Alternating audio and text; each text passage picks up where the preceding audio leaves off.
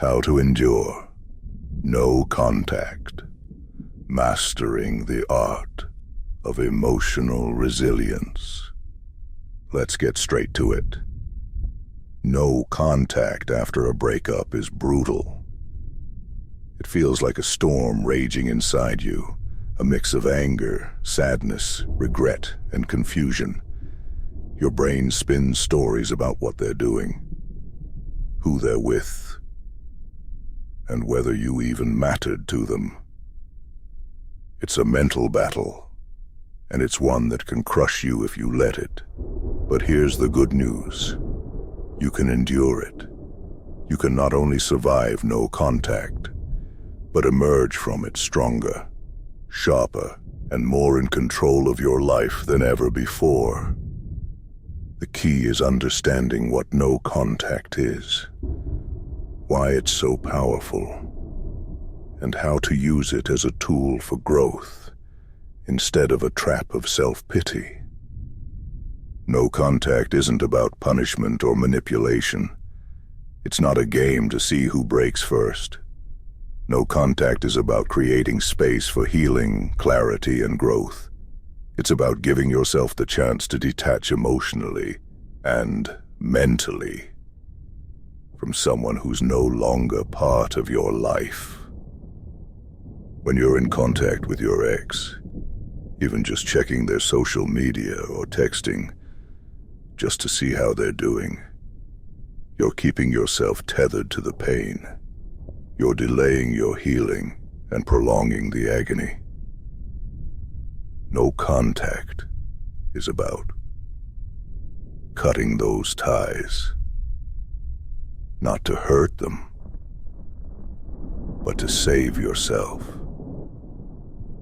When you go no contact, you're reclaiming the energy you were pouring into a relationship that no longer exists.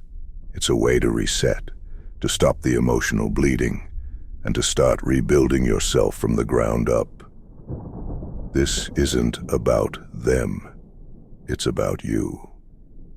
And that's the mindset shift you need to embrace if you want to endure and thrive through no contact. Let's not sugarcoat it. No contact is a wild ride. At first you might feel a sense of empowerment, like you've taken the first step toward freedom. But then the doubts creep in. The silence can be suffocating. Your mind plays games, crafting scenarios where maybe you made a mistake. Or maybe they're sitting by their phone, waiting for you to make the first move. These thoughts pull at your resolve, testing your ability to hold the line. The hardest moments often come the second you wake up. Your first instinct is to check your phone, hoping, praying that there's a message from them. Every notification, every buzz feels like it could be them. And when it's not, the disappointment cuts deep. Even when you distract yourself, whether by going to the gym, immersing yourself in work, or surrounding yourself with people, their absence lingers. And sometimes, as the days go by, instead of fading, the emotions grow stronger, overwhelming you like a tidal wave. These moments aren't just difficult, they can feel unbearable. But here's what you need to remember. Emotions are temporary. They come in waves, but they also recede. When you're hit with a low point, don't fight the feelings. Acknowledge them. Let yourself feel the sadness, the anger, the hurt. But don't let them define you. Remind yourself that this pain is a part of healing, not a permanent state of being. Reframe those moments. If you find yourself obsessing over your phone, let it be a signal to redirect your focus. Channel that energy into something productive, your goals, your health, or your passions, instead of hoping for a message from them. Send yourself one. Write down affirmations, plans, or goals. When you feel that sting of disappointment, Remind yourself that it's not rejection, it's redirection. The universe is creating space for someone better, someone who truly aligns with your growth and value. When the emotions feel unbearable, shift your focus. Get outside, take a walk, hit the gym, or call a friend. Sometimes just moving your body or changing your environment can break the cycle of negative thoughts. Journaling can also help.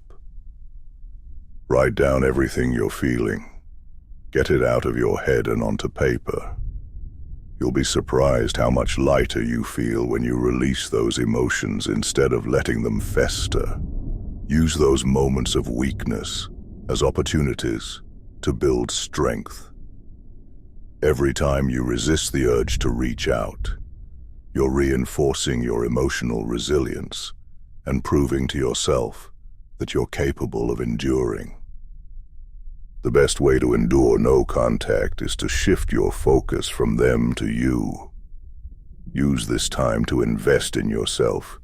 Hit the gym, learn a new skill, pick up a hobby, or dive into a passion you've been neglecting. Self-improvement isn't just a distraction. It's a way to transform your pain into progress. When you focus on becoming the best version of yourself, you're not just surviving no contact, you're thriving in it. Every moment you spend improving yourself is a moment you're not wasting on someone who's no longer in your life. It's a moment you're investing in your future, in your growth, and in your happiness. The more you focus on yourself, the less you'll feel the need to check up on them or wonder what they're doing. You'll realize that your worth isn't tied to their validation. It's something you define for yourself. No contact means no contact. That means no texts, no calls, no accidental run-ins, and no lurking on their social media. It's tempting to bend the rules to convince yourself that a quick text won't hurt. But every time you break no contact, you're setting yourself back. You're reopening wounds and reinforcing the emotional dependency you're trying to break free from. Set clear boundaries for yourself and commit to them. Remove their number if necessary and limit access to anything that triggers you emotionally, including their social media presence. This step isn't about shutting them out. It's about protecting your mental peace and reclaiming your focus. You don't have to go through no contact alone. Lean on your friends, your family, or anyone you trust. Talk about what you're feeling, but don't let those conversations turn into endless cycles of complaining or rehashing the past. Use your support system as a source of strength and encouragement. Let them remind you of your worth and your potential when you forget. If you're struggling to manage your emotions, consider talking to a therapist or counselor. There's no shame in seeking help. It's a sign of strength, not weakness. Sometimes, just having someone to listen and guide you can make all the difference in enduring no contact. Here's the thing about no contact. It gets easier with time. The first few days or weeks might feel unbearable, but as time passes, the pain starts to fade. The silence becomes less oppressive, and the distance gives you perspective.